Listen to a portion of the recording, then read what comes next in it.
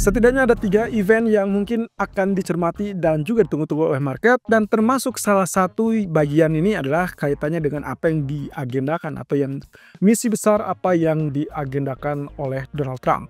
Well, at least reaksi sudah terlihat di pagi hari. Kita sudah mendapatkan beberapa gap yang tercipta di market, dan kita akan coba telusuri apa kira-kira yang akan berdampak selanjutnya kepada market. Ini dia ulasannya. So, genderang perang dagang sudah dimulai, dan itu diawali dengan pernyataan Donald Trump di hari Jumat malam kaitannya dengan diberlakukannya masa ataupun kebijakan tarif untuk Kanada, Meksiko, dan juga China. Nah, cuman catatan di sini teman-teman, posisi yang kemarin kita sudah bahas terkait dengan kebijakan start dari tanggal 1 Februari ternyata juga diberlakukan atau start mulai berlakunya adalah di pertengahan malam, kurang lebih di hari Selasa ya.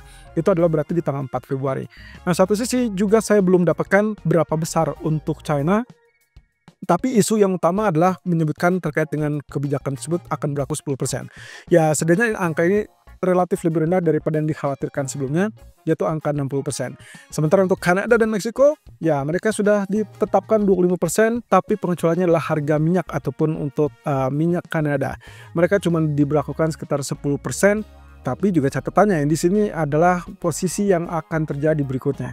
Dan ternyata beberapa jam setelahnya kita sudah dengarkan ada beberapa hal yang justru memicu ketegangan di pasar, yaitu reaksi dari Meksiko ataupun dari Kanada. Ya, Meksiko mengatakan bahwa mereka akan segera melakukan atau berjanji untuk memberikan reaksi tambahan ataupun reaksi yang setimpal. Ini kaitannya dengan kebijakan yang sudah terjadi dan diberlakukan. Ya, menurut Menteri Ekonomi, tarif ini sebetulnya akan berdampak kepada jutaan keluarga Amerika. Kenapa? Karena memang kalau kita lihat posisinya adalah Meksiko salah satu bisa dibilang partner dagang ataupun mitra dagang dari Amerika yang kecenderungannya banyak bahan-bahan ataupun material yang dikirim dari Meksiko ke Amerika. Tentunya ini juga memicu terkait dengan apa yang dilakukan hal yang sama oleh Kanada. Perdana Menteri Kanada, Justin Trudeau, mengatakan bahwa mereka akan menanggapi secara serius, dan itu berarti terarah dan juga tegas dan juga segera. Nah, saat ini yang saya dapatkan adalah komitmen dari Kanada juga akan meluncurkan tarif serupa sekitar 25% terhadap barang-barang Amerika.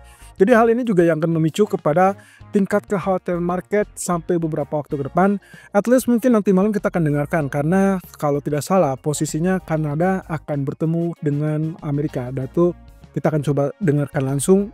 Apakah ini akan ada komitmen tambahan atau mungkin ada deal-dealan untuk tidak diberlakukannya tarif tersebut. Nah, satu sisi saya agak ragu apakah Donald Trump mau mengalah ataupun mau lunak atau tidak. Yang jelas dia punya ambisi besar untuk menjadikan Amerika lebih kuat, lebih kaya. Tentunya semua ini kaitannya dengan bagaimana dia bernegosiasi atau menegosiasikan ulang perjanjian perdagangan di antara kedua pihak. Nah, ingat, Kanada, Meksiko, dan Amerika itu juga punya fakta perdagangan. Jadi dalam hal ini Presiden Sheinbaum dari Meksiko mengancam, atau ya lebih tepatnya dia mencoba mengingatkan kepada Donald Trump bahwa kalau memang ternyata kebijakan tersebut diberlakukan, berarti otomatis Amerika tidak menghargai fakta perdagangan yang ada dalam USMCA. Ya, saya akan jadi penasaran juga beberapa waktu ke depan kita akan lihat apakah muncul keretakan atau mungkin tetap diberlakukan dengan catatan mungkin ada pengecualian untuk fakta perdagangan ini. Tentunya hal ini juga mengundang isu-isu utama kaitannya dengan apa yang akan dilakukan oleh China. Karena kita sudah ketahui bersama, China saat ini masih dalam libur dan kemungkinan baru akan berakhir besok. Jadi kalaupun ada reaksi, kelihatannya reaksinya masih sifatnya terbatas atau bisa dibilang diredam. Nah, sayangnya kalau memang seperti itu kita tidak melihat secara spesifik apa yang akan terjadi pada pasar global. Tapi untuk saat ini catatannya adalah pasar China ataupun dalam ini adalah Hong Kong sudah terlihat turun, mengalami penurunan sampai 19.700-an, tapi kemudian bangkit kembali di atas 20.000. Cuman sayangnya kita mungkin belum akan lihat kenaikan yang terlalu spesifik ataupun terlalu besar. Kenapa? Karena PBOC kemungkinan baru aktif besok. Lalu kemudian yang kita harapkan adalah terkait dengan kebijakan stimulus, baik itu moneter dari PBOC ataupun dari pemerintah. Sayangnya itu tidak akan terjadi dari pemerintah dalam waktu dekat, dan kita mungkin akan menunggu apa yang akan dilontarkan oleh Presiden Xi Jinping. Karena beberapa waktu lalu Presiden Xi mengerahkan berbagai cara untuk merespon ataupun ya memberikan aksi balasan terhadap kebijakan tarif dari Amerika tersebut. Ya, kita tinggal tunggu saja. Yang menjadi persoalan ini adalah kemungkinan deal-dealan yang akan terjadi mungkin agak sedikit rumit. Sehingga kalau Anda perhatikan dibandingkan Kanada, Meksiko, lalu kemudian China, maka kebijakan perdagangan ataupun kebijakan tarif terhadap China ini relatif sedikit lebih longgar.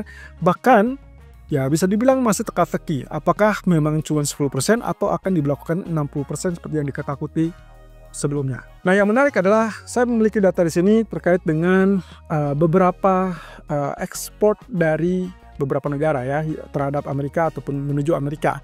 Di sini saya punya data Kanada dan Meksiko tercatat sebagai negara yang paling besar exposure untuk ekspor barang-barang tersebut ke Amerika. Sementara China kalau Anda perhatikan itu hanya mungkin sepertiga dari apa yang dilakukan oleh Meksiko ataupun Kanada. Sehingga dalam hal ini kalau kita perhatikan lagi data tersebut mencerminkan bahwa kemungkinan perang dagang untuk kali ini kelihatannya dampaknya akan relatif lebih kecil dibandingkan perang dagang pertama. Waktu itu kita jelas melihat bahwa Amerika langsung tertuju menargetkan China. Tapi untuk saat ini justru kebalikannya. Amerika menargetkan Kanada dan Meksiko yang notabene itulah mitra dagang yang paling kuat untuk saat ini, dengan komitmen ekspor yang ada di kisaran 70 ataupun bahkan di 90%-an. Nah, jadi kalau misalkan lihat China cuma 20%, rasa-rasanya sangat memungkinkan exposure dari perang dagang ataupun dampak dari perang dagang jilid kedua kali ini kelihatannya bisa dibilang kategorinya adalah mungkin relatif lebih kecil dibandingkan efek terhadap mitra dagang Amerika yang sesungguhnya.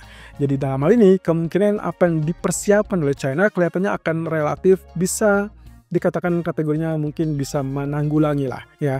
Hanya saja berapa besarannya stimulus fiskal nantinya itu yang masih tetap tanda tanya, dan itu tidak bagus untuk market jika diarahkan terkait dengan tanda tanya tersebut. Nah, posisi ini tapi ada untungnya teman-teman. Kondisinya adalah China setidaknya bisa dengan luasa melakukan perjanjian perdagangan dengan negara-negara lain dan bahkan mungkin memperluas jaringan tersebut. Mengingat beberapa koalisi ataupun beberapa mitra dagang dari Amerika juga terkena dampak yang signifikan, terutama untuk Eropa. Walaupun saat ini saya belum dapatkan informasi berapa besar dampak ataupun kebijakan tarif yang akan dikenakan terhadap Uni Eropa. Yang jelas hampir semua kawasan dipastikan akan kena, terutama bridge ya yang sudah berkomitmen untuk melakukan ataupun memberikan kesepakatan untuk mencetak uang. Nah, ini ancamannya dari Amerika. Kalau misalkan ternyata mereka menggunakan mata uang khusus di bridge, maka kemungkinan mereka akan dikenakan tarif sebesar 100%. Ya, kita tinggal tunggu saja karena di sana ada Rusia, ada India, China, dan juga termasuk juga dari Brazil. Nah, kita akan perhatikan beberapa kondisi yang mungkin saja akan menjadi sangat seru atau bahkan sangat panas. Karena ingat, kebijakan tarif yang pertama kali diberlakukan terhadap Kanada, Meksiko, dan juga China itulah tahapan pertama dari sekian banyak tarif yang mungkin akan diberlakukan oleh Donald Trump. Jadi waspada dengan segala kejutan yang mungkin akan dimunculkan dalam beberapa waktu ke depan. Sementara itu, Goldman Sachs memberikan pandangannya terkait dengan harga minyak. Ya, seperti kita ketahui, harga minyak mengalami lonjakan ataupun rebound ke level $75 setelah sebelumnya sempat turun ke level $71 di hari Jumat. Nah, ini salah satunya disebabkan pengumuman tarif dari Donald Trump terhadap minyak Kanada yang diberlakukan sekitar 10%. Walaupun sebetulnya itu adalah pengecualian dari 25%, dia hanya berlakukan 10%, tapi yang jelas ini mengecewakan dari sisi market. Ya, kenapa? Karena tadinya market berharap bahwa kebijakan tersebut tidak diberlakukan atau terdapat pengecualian untuk minyak. Karena ini akan sangat sensitif dan tentunya ini akan kontradiktif dengan apa yang diinginkan oleh Donald Trump, yaitu kaitannya dengan penekanan bahwa harga minyak terlalu tinggi. Ya.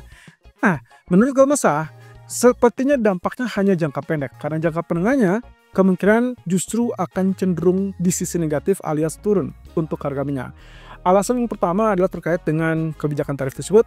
Maka yang dilihat oleh Goldman Sachs itu kemungkinan adalah karena tarif yang tinggi dan kemudian berkelanjutan, nantinya kemungkinan akan membuat GDP global itu akan terbebani, dan konsekuensinya tentunya tingkat permintaan akan relatif lebih lemah. Jadi mau tidak mau itu akan mengurangi exposure kepada minyak. Yang kedua adalah terkait dengan risiko tarif yang kelihatannya juga tadi sudah ditekankan. Kalau kita perhatikan dari exposure-nya, maka kemungkinan ini tidak akan terlalu berpengaruh terlalu signifikan terkait dengan impor gas alam dari Kanada. Jadi ya, Goldman Sachs meyakini bahwa ini hanya dampak sementara atau dampak terbatas. Kenaikan akan relatif singkat, kemudian dia akan concern dengan dampak medium termnya kalau misalkan kebijakan tarif tersebut berlaku secara berkelanjutan. Ya, intinya adalah semua ini akan mengecewakan dan membebani market, terutama ekonomi global. Kelihatannya dari data GDP. Nah, ternyata kalau kita usut punya usut, ini adalah yang kita sudah sediakan kemarin terkait dengan OPEC meeting yang akan terjadi nanti sore, kemudian terkait dengan pembahasan dari Arab Saudi terkait dengan apa yang diinginkan oleh Donald Trump. Ya, kalau kita singgung dengan apa yang diinginkan oleh Donald Trump, tadi sudah saya jelaskan bahwa kecenderungannya ini akan kontradiktif. Karena satu sisi, di pertemuan Davos kemarin, Donald Trump menginginkan Arab Saudi turunkan harga minyak. Tapi apa yang terjadi? Justru dia membuat ulah dengan memberlakukan kebijakan 10% tarif terhadap minyak Kanada, dan hasilnya harga minyak mengalami kenaikan. Nah, ini berarti kontradiksinya kalau ingin harga turun, harusnya dia akan menetralisir hal tersebut. Nah, jadi kecurigaan saya, teman-teman, untuk mengatasi lonjakan tersebut, mungkin saja Donald Trump akan mengimbangi dengan rilis SPR atau cadangan minyak strategis dari Amerika. Kalau ini yang terjadi berarti praktis kita akan lihat harga minyak kembali ditekan turun. Nah, tinggal masalahnya adalah pertanyaannya, apakah Arab Saudi dan kawan-kawan di OPEC itu akan segera mengikuti apa yang diinginkan oleh Donald Trump, atau mereka akan tetap dalam skema mempertahankan kebijakan pemangkasan produksi tersebut sampai selesai bulan Maret. Nah, ini akan menjadi tanda tanya yang cukup menarik. Karena satu sisi ini tentunya akan memberikan dampak yang spesifik terhadap harga minyak ke depan. Tapi lagi-lagi, kalau misalkan Arab Saudi tetap mempertahankan pemangkasan produksi, ya kami rasa kecurigaan kami adalah kemungkinan Amerika akan keluarkan SPR lagi, lalu kemudian akhirnya menetralisir harga minyak. Ya, setidaknya ini sekaligus juga untuk menjaga adanya lonjakan inflasi akibat kebijakan tarif untuk harga minyak Kanada. Cukup menarik ya. Berarti kalau begitu ada konsekuensi bahwa kita akan melihat kenaikan terlebih dulu karena ada kepanikan di situ, lalu kemudian ada kemungkinan penurunan karena konsekuensinya seperti yang kata Goldman Sachs bahwa itu akan membebani GDP atau pertumbuhan ekonomi secara global. Oke, economic data untuk hari ini kita akan memperhatikan data terkait dengan manufacturer PMI, dan kali ini versi ISM untuk Amerika di malam hari. Tentunya Anda harus cermati karena beberapa waktu lalu versi S&P Global, berarti sekarang kita akan amati versi ISM. Oke, patokannya selalu ya, kalau misalkan berada di bawah 50 berarti dia kontraksi, dan kalau semakin rendah atau lebih rendah daripada ekspektasi tentunya itu akan melemahkan US dollar, dan sehingga kemungkinan emas bisa saja rebound di malam hari kalau punya tanda-tanda tersebut ya.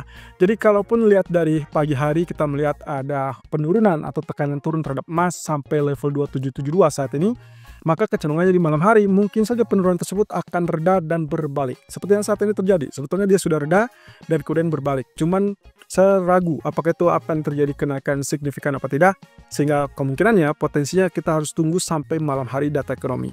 Nah, catatannya teman-teman, untuk pasar saham kelihatannya bisa dibilang masih tetap dalam tahapan ketakutan atau kekhawatiran. Jadi kemungkinan ketidakpastian ini masih tetap membelenggu dan kita akan lihat beberapa waktu ke depan. Tapi pada dasarnya kalau kita perhatikan dari agenda untuk minggu ini, fokusnya ternyata akan berujung kepada non-farm payroll. Jadi bagi saya, apa yang terjadi di hari Senin itulah sebagai reaksi ataupun respon dari apa yang terjadi di hari Jumat malam. Kemudian akan juga kaitannya dengan harga minyak nanti malam. Ini adalah kaitannya dengan OPEC. Kemudian di pertengahan minggu atau menjelang akhir minggu, itu adalah hari Kamis, kita akan dengarkan dari BOE yang kemungkinan akan memangkas suku bunga 25 basis poin mengikuti apa yang dilakukan oleh ECB 2 minggu yang lalu. Nah, terakhir non-farm payroll ini akan menjadikan indikasi ataupun data tambahan untuk pertimbangan FOMC bulan Maret. Ya, saya rasa semua ini akan cukup menarik. Apakah emas akan tergelincir lebih drastis atau tidak di minggu ini? Atau hanya menunjukkan tanda-tanda koreksi ataupun profit taking yang setara, kemudian dia akan kembali naik dan diincar sebagai safe haven. Itu yang kita lihat di live streaming nanti sore.